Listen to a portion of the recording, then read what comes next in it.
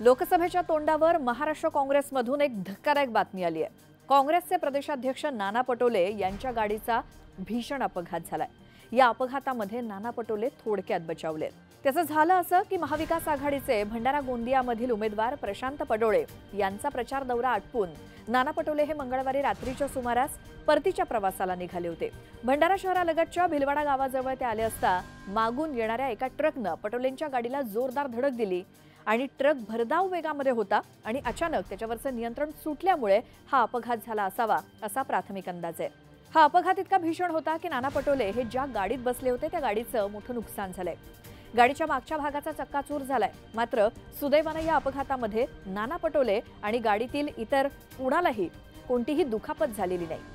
सर्वजण सुरक्षित आहेत। दरम्यान या अपघातामधून नाना पटोले हे थोडक्यात बचावलेत आणि त्यांनी या अपघाताची माहिती पोलिसांना दिली आणि पोलिसांकडून या अपघाताबाबत अधिक तपास सुरू आहे। काल भंडारा जवळ आमच्या गाडीला एका ट्रकने मुद्दामून डॅश मारण्याचा प्रयत्न केला आणि त्याच्यामुळे गाडीला पूर्ण एका बाजूने त्यांनी घासत नेलं आणि आम्ही तर सुखरूप राहिलो, पण गाडी पूर्ण त्याच्यामध्ये गाडीचं नुकसान झालं।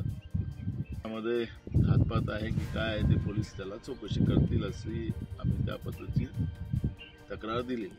मात्र भरधाव ट्रक ताफ्यामध्ये घुसून हा अपघात झालाय, त्यामुळे या अपघाताबाबत शंका कुशंका व्यक्त केल्या जात आहेत।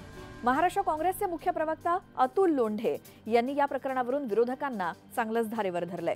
नाना पटोलेंचा घातपात करण्याचा डाव होता का अशी शंका त्यांनी व्यक्त केली आहे आणि विरोधी पक्षाच्या नेत्यांना संपवून भाजपला निवडणूक जिंकायची आहे का असा देखील प्रश्न त्यांनी ट्विटरवरून उपस्थित केलाय।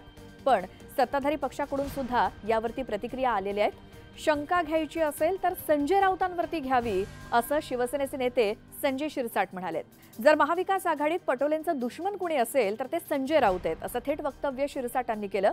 तर राष्ट्रवादीचे नेते प्रफुल्ल पटेल यांनी म्हटलंय की राजकीय प्रतिस्पर्धी असलो तरी प्रत्येकाचं चांगलं व्हावं, पटोलेंना दुखापत झाली नाही हे बरं झालं अशी प्रतिक्रिया प्रफुल्ल पटेलांनी दिली आहे। आता सत्ताधारी आणि विरोधकांमध्ये यावरून प्रतिक्रिया येत राहतील, पण कालच महाविकास आघाडीनं त्यांची फायनल लोकसभा यादी जाहीर केली आहे आणि प्रचाराला देखील सुरुवात केली आहे। त्यामुळे हे प्रकरण काँग्रेसच्या प्रचाराच्या रणधुमाळीत उचलून धरलं जाण्याची शक्यता देखील वर्तवली जाते।